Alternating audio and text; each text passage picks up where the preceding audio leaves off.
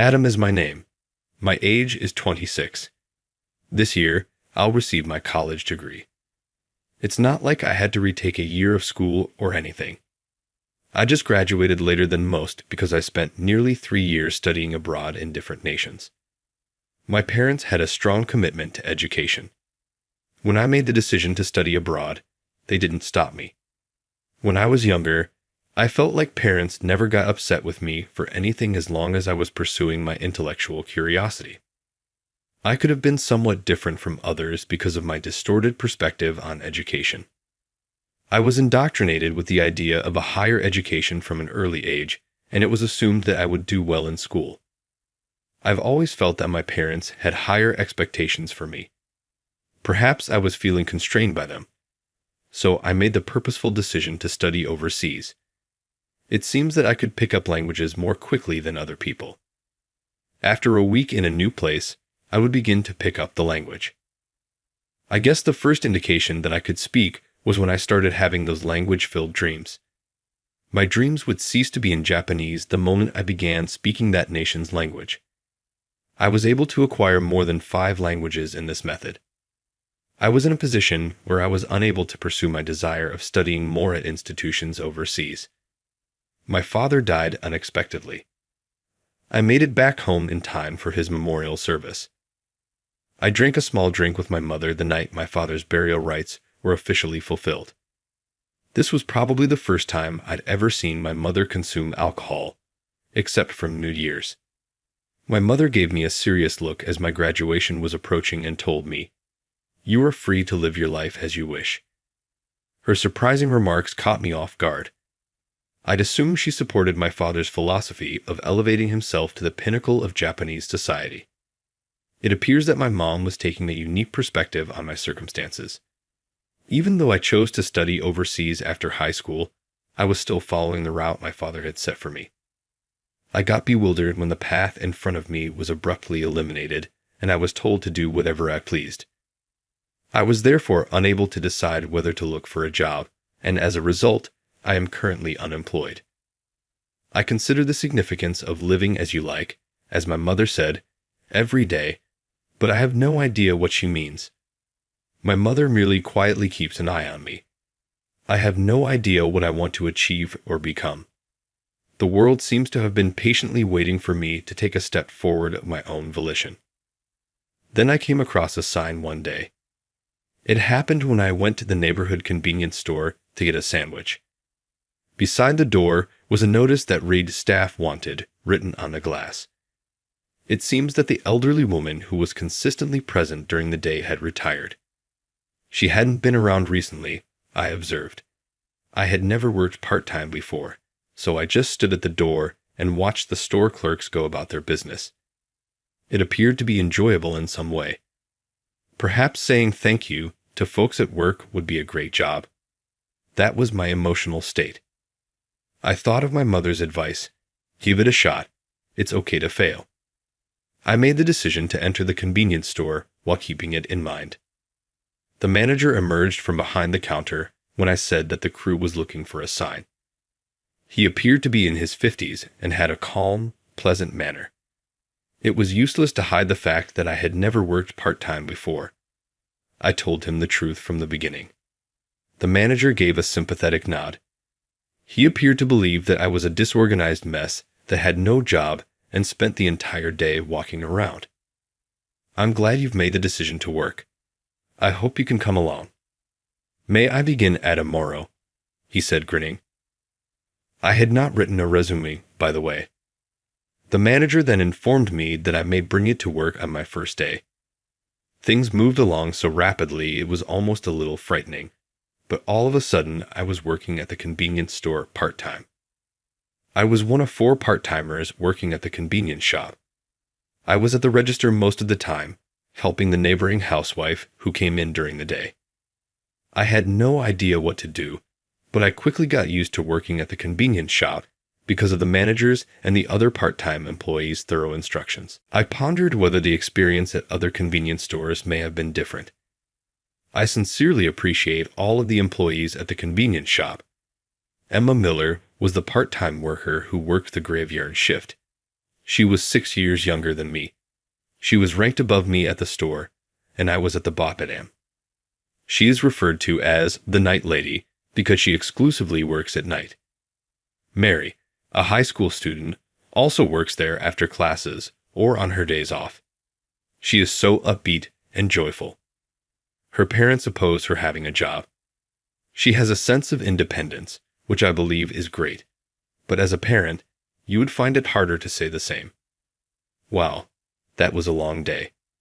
Emma, the night lady, came in with a helmet. Naturally, I looked at the time. Emma's shift starts at 8 o'clock in the evening, which is too early. What's happening on with this heavy snow? Is this not too early? Emma angrily retorted, "Remember, I'm off today." She left a note indicating that she needed to speak with the manager, so it appears that she was giving me some advice on how to better understand the shift schedule. Emma went straight back to the rear room. I left Mary working at the cash register and went to the back area, remembering that I also needed to talk to someone about something related to my job. I reasoned that it wouldn't hurt to take a short break since there weren't any customer at that moment. Emma and the manager were in the back room talking about shift schedules, as was to be expected. "Manager, I also want to talk about something related to the shift. Tomorrow is Memorial Day, my father's first, and I would like to take the day off." Sure, the manager, who appeared to be setting up the calendar for the holiday season, gave me assurance and arranged for my vacation. Adam can cover for me when he can't. Emma volunteered to work every shift I had during the day. Despite her outspoken exterior, she is a sensitive person. When I first saw her, I seemed to have been a little afraid because of her short black hair and the delicate silver necklace that gleamed over her collarbone. Her favorite car was a DX125. She worked at this convenience store part-time for a long time. I thanked Emma with a bent head. It was Mary in the front, and I heard her voice suddenly agitated. I noticed some foreigners working at the cash register and hurried to check. Mary was attempting to converse in English, but it appeared that they were fluent in French rather than English or Japanese. The linguistic issue was impeding both parties. Mary gave me the go-ahead. Replacing her, I said. It turned out that the tourists were French and had poor Japanese and English skills. I am fairly fluent in French because I spent a long time living there. The clients appeared to be relieved to have someone who understood them. When I turned to face the rear room entrance after assisting the French customers, Mary was looking astonished. "Adam, you're really talented. Are you fluent in French?" Her appraising stare made me slightly uncomfortable. Then, I started getting asked a ton of questions about my degree, how many languages I spoke, etc.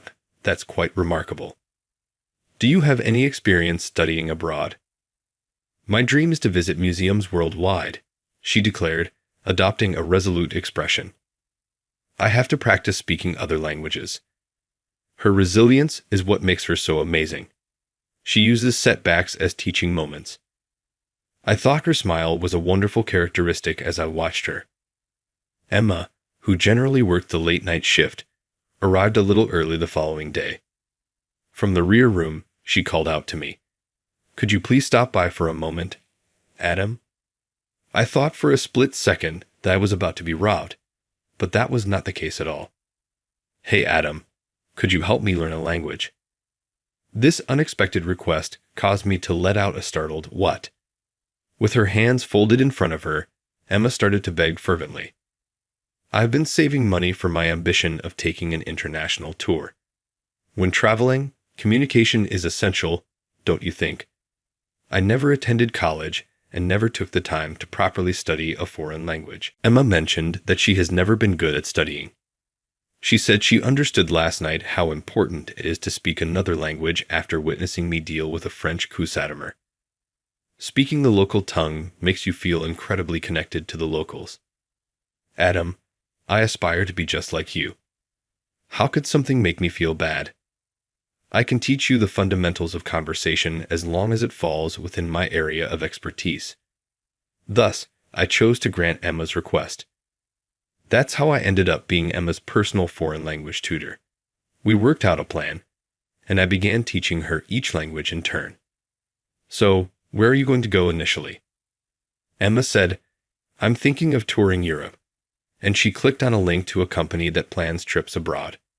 She regretted that it was financially difficult for her to purchase a large motorcycle and go on her own travels. Videos of motorcyclists hurtling down narrow roads tucked between mountains could be seen on the website. It appeared thrilling as well as fun. Emma looked at the video with sparkles in her eyes, and I couldn't help but feel a little jealous. Emma gave me a somber nod as I remarked, Let's start with German and English. It appears that I will excel in the field of foreign languages. I feel a little pleased of myself because the positions are reversed. But as soon as we started our study sessions, a significant issue surfaced. Emma is very perceptive and fast to figure out what's wrong. I was a lousy instructor. I had no concept how difficult it was to explain to someone who didn't understand what I understood. I learned languages intuitively, therefore I was unable to respond to Emma's reasonable inquiries. Emma would become agitated every time we studied and yell, Explain it so I can understand. Mary, our mediator, would then intervene. Adam is a born talent. There is no way about it. However, imparting knowledge to others is also a fantastic way to learn for yourself. Mary would intervene and calm things down, even when we were fighting and the mood was high. She was a true gift from God. As our study sessions went on, I became aware of how disconnected from other people I was. I had thought that everyone could accomplish what I could. Perhaps that's the reason I never had any pals. I felt awful, possibly the worst I've ever felt, realizing how conceited I had been. When I told Emma about my problems, I was a little let down by her response. How come? Are you angry about that? Adam, isn't that just a component of who you are?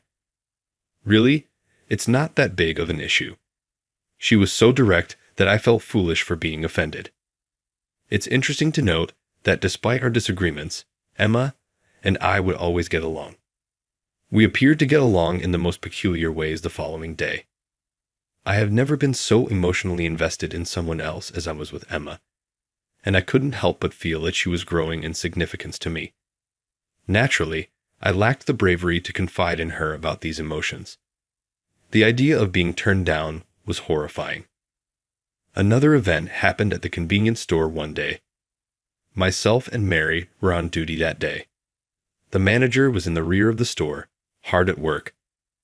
Mary was giving me advice regarding her college plans, the one her parents wanted her to attend and the one she truly wanted to attend. These two simply don't line up, which makes things difficult. Mary appeared to be trying to convince her parents, but it appears that they shared my father's elitist beliefs toward education. The prolonged fight between Mary and her parents was upsetting her, as is always the case. I was struggling to find the right words to express something encouraging. A couple burst into the silence as they hurried inside. They bolted for the pay register, which was just in front of Mary. Dad, Mom. The couple that had hurried in turned out to be none other than Mary's parents, the ones we had just been speaking of. Mary allegedly told them falsehoods about leaving her part-time work. You stated you were quitting your job. Mary, what is happening? Your attention should be directed toward preparing for your college admission tests. Mary's mother said this and reached across the counter to hold Mary's hand. She seems determined to pull her home. Please, just relax. Is it not evident that Mary is agitated? Why don't you discuss her future in a more positive manner? When I said those things, Mary's mom shot me a harsh look. How much do you know? At your age, you're a part-time employee at a convenience shop. Did you attend any college at all? Or did you earn a degree from a subpar university? I was offended by her disrespectful remarks, but I also didn't want to boast about my degree in front of others. Mary, don't you have a fantastic dream? Why are you against her attempting to determine the quickest path to realizing her dream? Mary's dream is to travel the world and visit art institutions.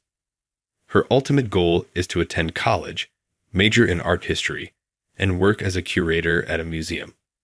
It's an incredibly beautiful dream. I expressed this to Mary's parents quite strongly, but Mary's mother gave me a mocking snort. Will you be accountable if Mary doesn't pass her college admission exams? What if she chooses to major in art and has difficulties later on? Is it truly possible for her to alter her college preferences in the time she has left? Her statements had me completely stumped for words for a moment. Mary had me in the corner of her begging eyes. Her look made me harden myself. I got it. I said, I will get her accepted into any college. Mary's parents looked at me like I was some kind of alien. Recognized, you got one chance to try, but we'll let you try. Permit Mary to apply to one school in particular. If it doesn't work out, you have to do as we say. Mary's father, who had been observing our conversation in silence, remarked quietly. Maybe he wasn't exactly against Mary's dream. I swear, I replied, meeting Mary's father's eyes directly. Mary's mother appeared to want to speak, but her husband politely asked her to go. I ended up coaching Mary starting the following day after talking a big game. My days quickly got hectic with tutoring, my part-time job, and supporting Emma with her foreign languages. Will Mary's application be accepted without any issues? I barely completed my high school education, thus my knowledge of the application procedure is limited. However, isn't it a lot of work to switch to your favorite school at this point? Emma asked me, a little worried, while she was reading a German book and holding a dictionary. I said, I think you'll be fine. However, even though the application procedure ought to go smoothly, I think Mary's goal cannot be realized without her parents' support. Well, you need to accept accountability and persuade Mary's parents. She makes it seem so simple, but I'm not sure I could pull it off in real life. You know, my dad was the same way. He constantly encouraged me to pursue academic excellence. I didn't know what to do after he died. How embarrassing is that? With a scratchy head, I said, yes, that was kind of what I expected. Emma giggled. You do give off a pampered golden boy vibe. What do you mean, golden boy, all pampered? I was a little irritated, like I was being made fun of. It indicates that you were loved. It's advantageous. I was ashamed, even though I wasn't sure if she was making fun of me or congratulating me. When you're working hard, you look cool. I was so humiliated by her remark that I covered my face with the magazine I was reading. Emma laughed again, seeing my reaction. Regarding Mary's exam scores, they went incredibly well. She got accepted to her first choice of art college. Her grades were also exceptionally high, and she was awarded a scholarship that would pay for half of her tuition. Mary's parents gave up to defeat at last. They both thanked me while sobbing, apologized to her mother and me. That was most likely the first time I disclosed my college of attendance. I was really unprepared for the level of surprise shown by everyone there. Mary accomplished her goal of taking a step toward her goals. She has the freedom to now forge her own path. Mary will likely decide that, I suppose. Emma, however, received a large motorcycle. She is preparing for a worldwide tour and is fluent in French, English, and German. I was shocked, watching the two of them closely. The only person pacing in the same spot is me. It seems like everyone else is progressing while I'm standing still. I felt little and insignificant all of a sudden. I think about what I want to do most every night while I lay in bed, but I never come to a decision. This is not how I would approach arithmetic problems. Mary came over to me and looked worried, seeing my daily depression. I made the decision to discuss my predicament with Mary. I was curious to hear Mary's ever-positive thoughts. I waited nervously for her reply. Why must it be about who you want to be with instead of what you want to do? That's, I believe, what people mean when they talk about revelation. Who I want to be with matters more than what I want to do. Maybe what I really want is to be with that person. I thought I had come up with a really great response. As always, good evening. The night lady, Emma, showed up for work. I had a startling realization when I saw Emma. I blurted out, can I ride on the back of your bike? To her out of the blue. Beside you is what I want. Mary suddenly confessed, squealing in shock. Emma appeared perplexed, her eyes widened in shock. I'm not sure if you got it. This is not a road trip invitation. I want to be with you because I like you. I started to clarify, but Mary interrupted me as Emma paused, a puzzled expression on her face. Later, she chastised me for not being more delicate. Emma smiled reassuringly and sighed sweetly. It's okay to hang out together, but practice riding your own bike. That's how Emma answered. Her short hair showed off her bright red tips of her ears. With a scratchy head, I vowed to try my hardest. Handle it with care, I said as I mounted Emma's bicycle. She asked me if I wanted to try it out in the parking lot of the convenience store. Unconsciously, I shouted out, Really? Is everything all right? Emma added, I revved the engine, feeling its vibration for the first time, with difficulty. Its force captivated my attention. Ellen, please report to driving school on Monday. After my first experience riding a large bike, I was fired up. I was eager to take solo charge of a motorcycle. Al, look, you've discovered what you really want to do right now, Mary exclaimed, sounding as though her theory had been validated. Admittedly, she was dead on. When you shift your viewpoint, a whole new landscape becomes visible. Consider an alternate route when you encounter a wall. Even though it's basic, I found it difficult. 2 years later, while pursuing her undergraduate degree in art history, Mary started visiting art museums all over the world. She declared that she would use every penny she saved from her part-time work to fund her future. For my part, I continued to experience that energy while passing through previously unexplored areas. The only sounds I could hear were the wind and the engine of my motorcycle. Emma took the lead. She handled her large bike with grace and dexterity. Emma was so good at cornering that I had trouble keeping up with her. But I was still glad we got to see some new places. Milan, Italy is our journey's destination. I'm going to bow down to her when we get there. I've made up my proposal's opening line. I'd want to follow you for the rest of my life.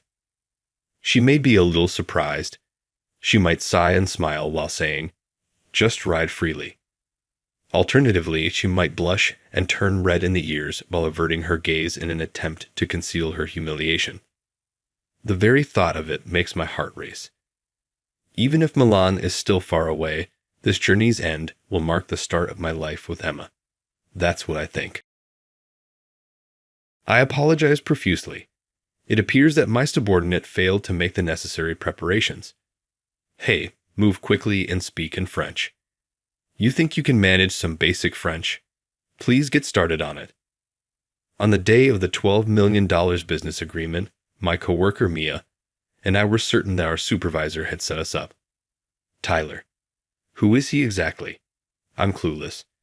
I can see why those at top office are greeting us with such grace. I made the decision to do anything in order to exact revenge on Director Tyler. My name is Daniel. I'm 32 years old and single. I lived a happy life without marriage, occupied with work every day. I joined the company as a recent graduate and picked up the essentials of my position at a tiny branch in the suburbs. My supervisors gave me a variety of pieces of advice, which I considered carefully, thought about, and used for my upcoming assignments. I was given the opportunity to work in the main office last year because of my commitment to my work. There is a lot to learn when working at the head office, and my coworkers have a much greater work ethic. I had a hard time keeping up at first, but as I got used to it, I eventually found my own tempo. Naturally, as the results increased, so did the responsibilities. I recently had to travel to a regional branch for one of my jobs. I was given a tiny department within the branch to work in. Since our company doesn't often send employees on business trips, the announcement of my trip quickly became the talk of the headquarters. "How are you doing?" Kevin, the person I looked up to at head office, began treating me like I was weak. "I think you'll come back to us. Remember, notify us straight immediately if anything goes wrong. I wish you luck." My peers encouraged me for some reason, which confused but grateful me. I think everyone really is concerned about me. I headed for the regional branch, encouraged by my head office colleagues. I was hesitant at first, but it was simpler to handle after I saw it was a requirement of my profession. I flew for several hours to reach the branch, almost a month after the trip was planned, and I walked up to someone right away. She was approximately my age, a pretty woman with semi-long hair. "I'm Daniel, and I'll be working with you starting today," I said. Despite the fact that we had just met, she smiled warmly to meet me. "I take it you work at the head office. From the same department. I'm Mia. It's good to meet you. This way, let's go to the branch manager's office." We made introductions and then made our way to the branch manager's office. We were able to immediately get along after realizing we were the same age, and I was relieved to have made a new friend in a strange place. "I'm glad you could make it. We lacked sufficient personnel. Even if it won't be long, I'm excited to collaborate with you." "Yes, I'll do my best to be of help as soon as possible." "What topic are you discussing?"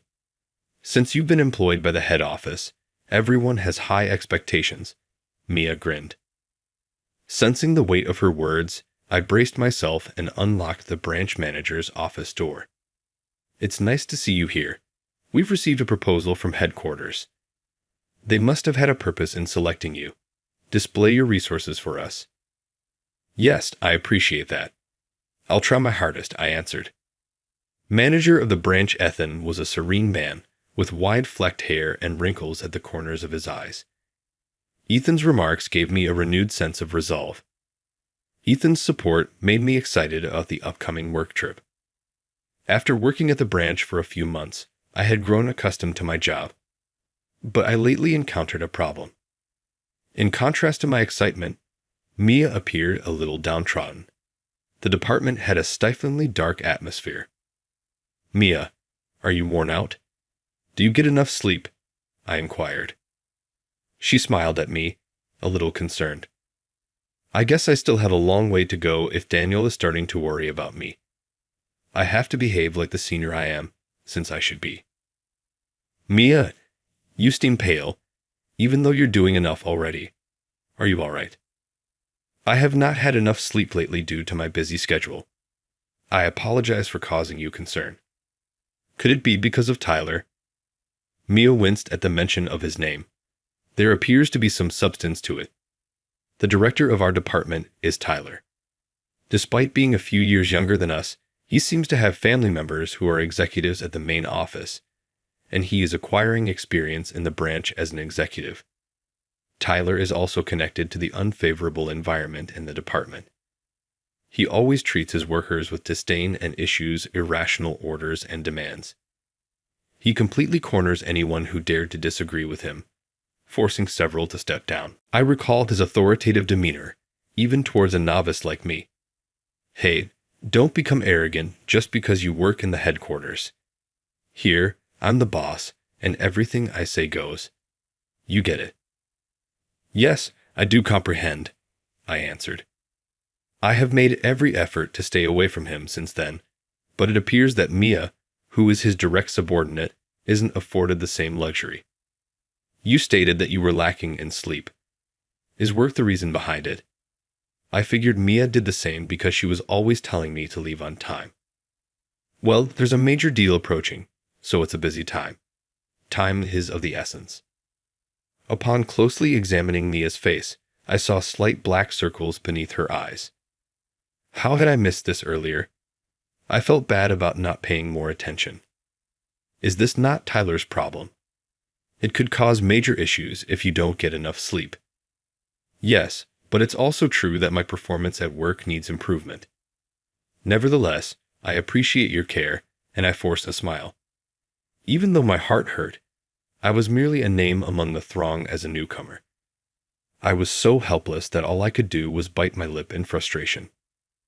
Mia changed the topic by clapping her hands, sensing my mood. By the way, Daniel, are you familiar with the head office vice president who is currently working at a branch abroad? At Harvard, he was at the top of his class. Isn't that motivating? Indeed, it is. He also belongs to our generation. Isn't that incredible? I want to work hard like him and benefit the firm because of this. Mia said something that moved me. I've never seen someone who is so committed to their work. I therefore had a great desire to keep that sincerity a secret. I understand how you feel, but make sure not to overdo it. I know, yay. Regards. Mia smiled politely and walked away, allowing me to think about it. Mia is a constant source of joy and cheer in the department. It never occurred to me that Mia was doing everything by herself. She was the same person the following day, even though I sensed something wasn't quite right. Did I simply overthink it? I still couldn't help but worry about her, the person who had supported me my entire life. Even though I saw her acting normally, I was still concerned. Many days passed while carrying those conflicting emotions.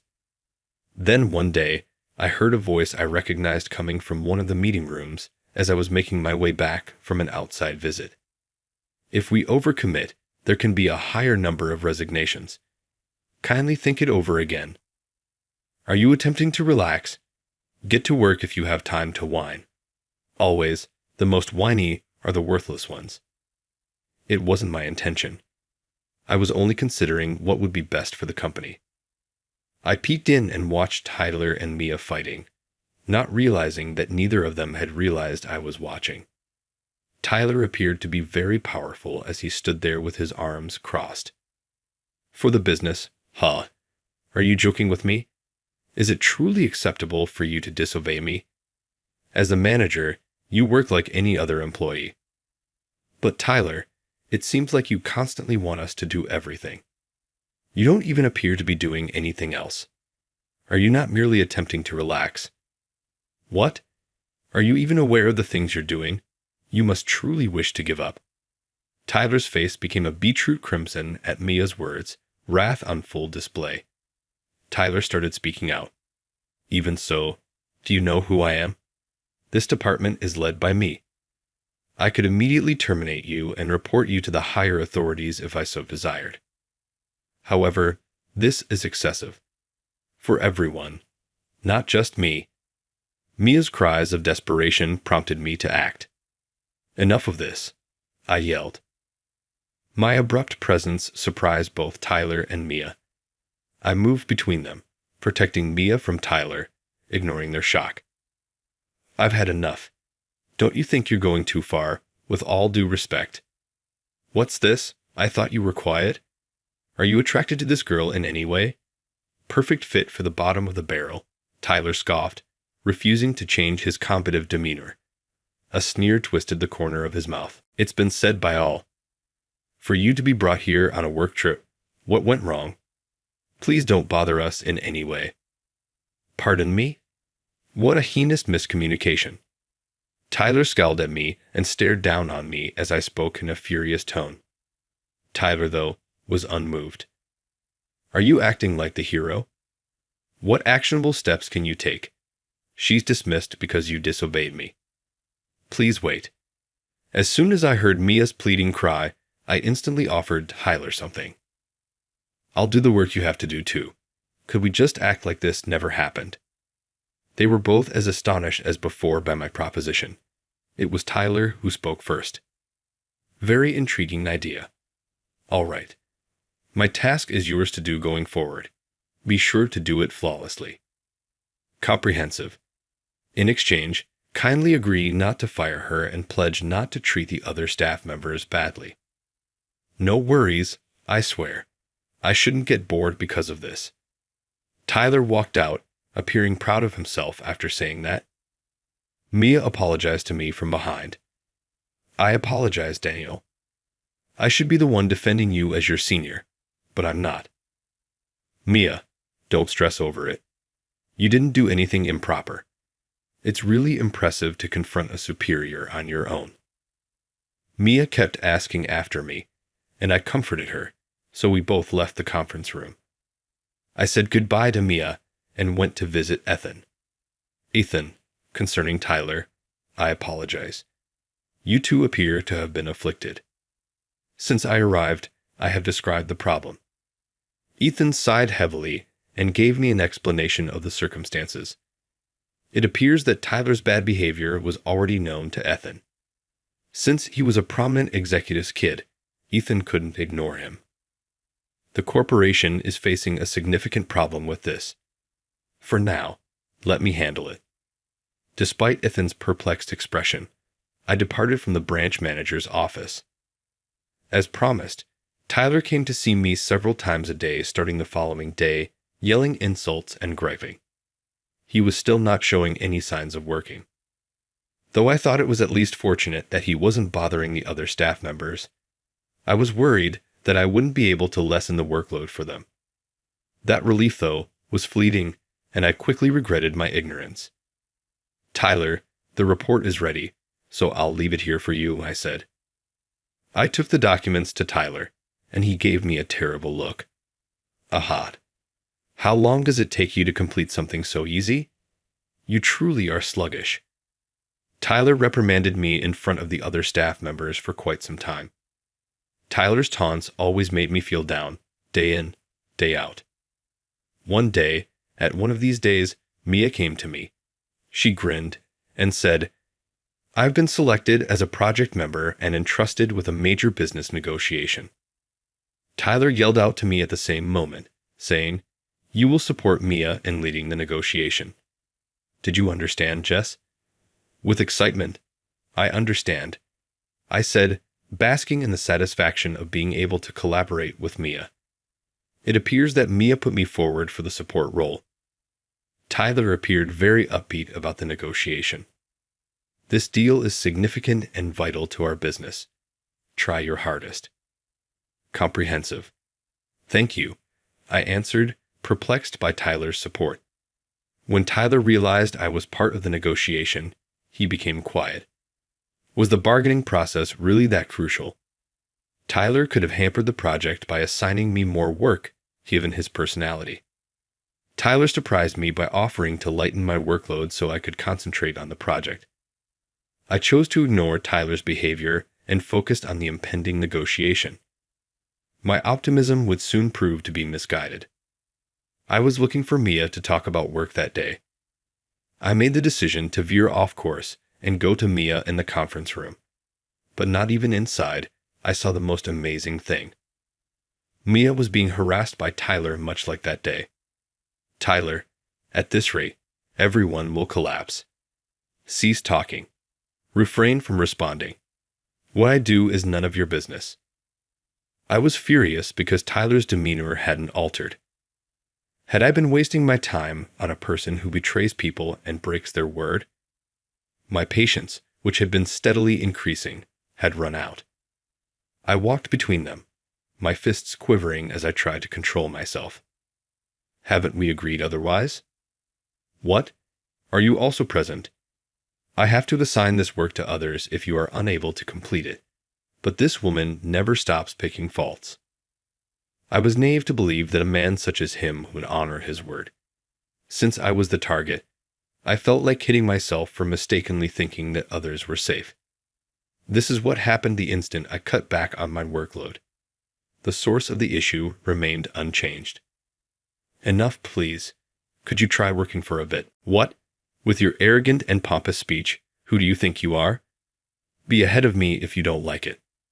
However, you couldn't possibly do that as a bottom dweller, could you? Why do you losers not console one another? Tyler chastised us and then walked out, looking pleased. Mia apologized to me again, with tears in her eyes. Daniel, I'm really sorry for making you feel bad. Actually, were things not changed? Yes, because of you they were. Things had significantly improved, but after I approached you for assistance, Tyler began disparaging other staff members once more, and one of my coworkers is even thinking about leaving. When I realized the situation was worse than I had expected, my rage increased at the thought that it had resulted in resignations. After that, The strain on our peers grew, and the scene happened today as a result of my colleague pushing back from being overworked. That's what transpired then. I apologize, Daniel, for not noticing. You're not to blame. Mia feigned a smile, clearly forced. She had noticeable black circles under her eyes, and her normally tied hair was unkempt, maybe from neglect. Everything is okay. Mia, I'll make sure he pays for this. I'll need your assistance. Thus, I started preparing for something else in addition to the negotiation. The day of the negotiation finally arrived the following week. Mia, my fellow supervisor, and I made our way to the conference room. Daniel, thank you for your help. No, Mia, it's all because of your diligence. Let's give the negotiation our best effort. We then proceeded to the conference room where the discussion was scheduled to occur. But we were shocked when we found out who the counterparts were. Since over half of them were foreigners, it was only natural that they spoke French to each other. It was unclear at the time if French would be the primary language of communication. The fact that the equivalents would be foreigners was not disclosed in the advance papers, but Ethan and the other staff members did not appear to be at all alarmed, indicating that everyone on the team but ourselves knew this. The counterparts, who came from a major multinational corporation, were mostly foreigners. Along with a few others from headquarters, Mia, Ethan, Tyler, and I made up the project team. Kevin was also there, someone we could always count on at the head office. The agreement was almost finalized, and the meeting would end in accordance with the minutes, if all went according to plan. We had not spared any effort in getting ready, putting in endless hours to make sure everything was in functioning order and to avoid upsetting our rivals. That's when I remembered and looked at Tyler out of reflex. Indeed, Tyler had a sly smile on his face.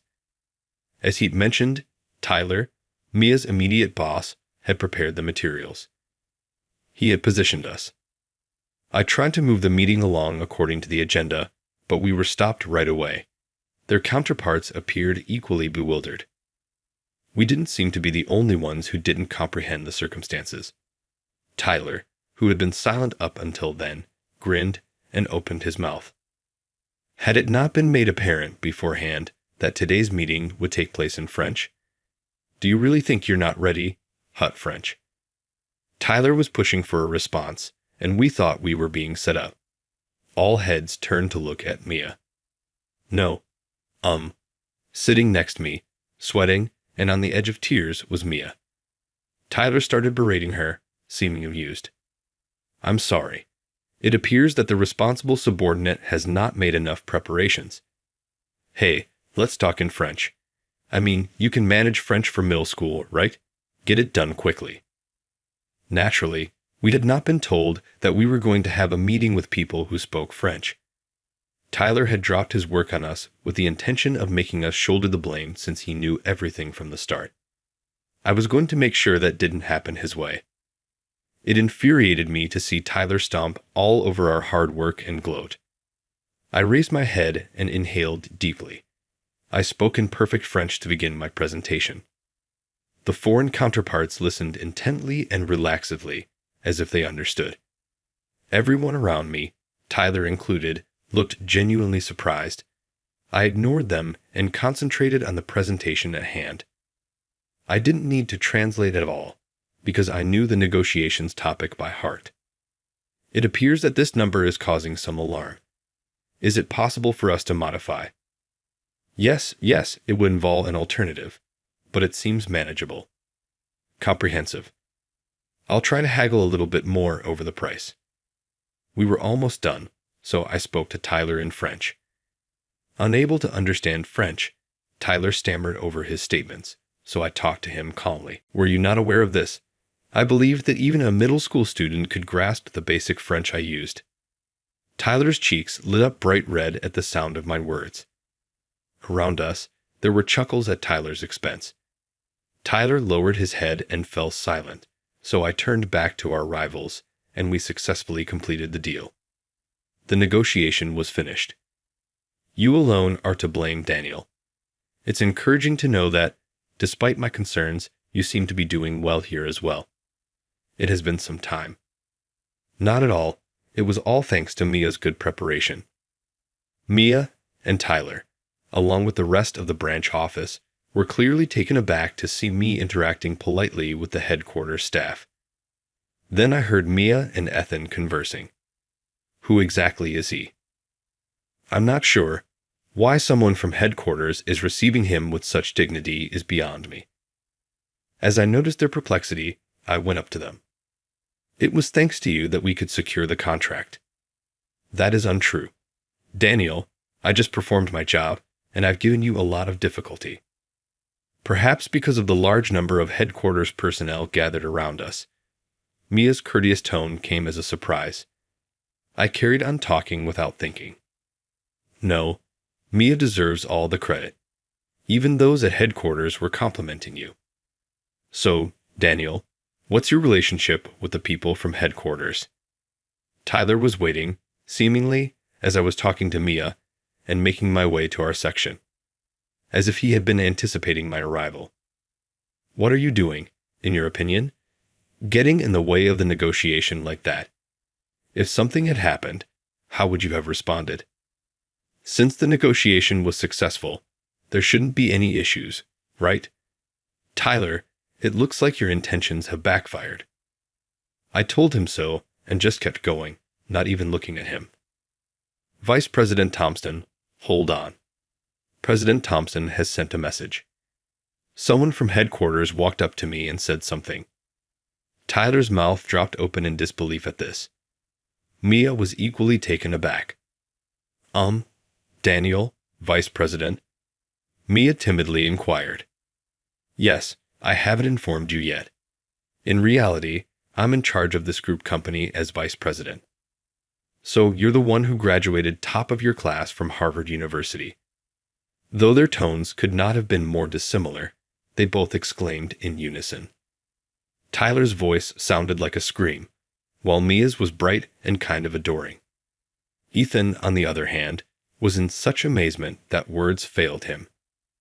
Yes, I am the son of President Thompson, and I received the highest honors from Harvard University. I recently started working as the group company's vice president after serving an overseas assignment. Tyler's expression paled. At that point, he obviously changed his attitude and started to cling to me. You are the vice president from headquarters? I had no idea. I'm sorry for handling you the same as any other worker. It explains your humility and your commanding presence. I had no idea that a person of your caliber would be assigned to a branch office. President Thompson requested that. This branch's sales performance is lacking, and it has an abnormally high turnover rate. He desired that I obtain expertise managing the entire organization. And look what I discovered. I had no idea our organization was dealing with such issues. Issues? I'll take care of them right away. What do you think the problem is? I'll consider your suggestions carefully as a manager and assess our on-site operations. I looked straight at Tyler, as if he was trying to say he wasn't responsible. When I said, "You're the problem," he tensed. Eh? Did you honestly believe there was nothing wrong? Everything about the workplace, including your attitude towards subordinates, is troublesome. Anyone with a modicum of common sense would recognize that it is improper to use your position of authority to oppress your subordinates. Tyler looked unable to bear his current circumstances, even though he normally exclusively places blame on others. He abruptly raised his voice and drastically altered his demeanor. Oh, you're being so arrogant. Who do you think you are to be being so docile around me? This is ridiculous. Furthermore, a vice president would never travel to such a remote location for work. Are you a failure from top office putting up a front? Mia, Ethan, and even myself were stunned by his statements. I'd brought reality to Tyler's attention. It is irrelevant what you believe about me. It is true that I am the vice president. You seem to enjoy labeling people, but that's only because I've allowed you to think that way. Stop calling me a failure and a bottom dweller. Thus, it is indeed true. About my position, Only people at the headquarters were aware. Thank goodness I was spared the needless formalities. It appears that we can now also get rid of a big issue. A problem? Inquired Tyler. Yes, the HR division at the corporate office has already been informed about your behavior. We've gotten comprehensive information about the damages with the assistance of Mia and other staff members. Discipline of some kind will be implemented shortly. At what I said, Tyler fell to his knees. Please hold on. You betrayed the agreement. I can't overlook this any longer. I hastily left the scene after saying that.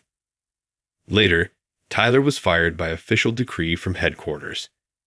It found out that Tyler's problematic behavior had made it impossible for him to stay at the headquarters, which was why he had stayed at the branch office. Naturally, Tyler's family at the headquarters soon grew impatient and stopped being supportive. Tyler was consequently abandoned by his family, and having nowhere else to go, was observed looking for work. But Tyler probably couldn't work under someone else after looking down on people for so long. It seems that he was unable to handle the idea of working for someone else once more. Even if he was successful in landing his dream career, he would soon cause difficulties and lose his position. At present, he was observed working in a nearby convenience store as a part-time employee. Conversely, Mia persisted in her diligent labor. Workers who had quit upon learning of Tyler's leaving made the decision to come back. And so my several-month-long work journey was coming to an end. You'll be heading back to headquarters soon, right? Though Mia had told her many times that it's acceptable to talk informally, she still appeared dejected. Regarding herself, she obstinately maintained that formal terminology be used. Even though I would have chosen a more casual tone of voice, it was typical of her to insist on upholding this barrier. Well, I guess that's true. Now that the issue has been fixed, I will probably be going back. I see. I decided what I was going to do and inhaled deeply as I saw her looking down. I'll be waiting for you at headquarters. Mia looked up at me when I said this. She looked directly at me and said, of course, in a hushed voice, please give me a moment. She drew me in with her honesty and sincerity. The idea of leaving was depressing. It would not be too far off that we might collaborate at the headquarters one day.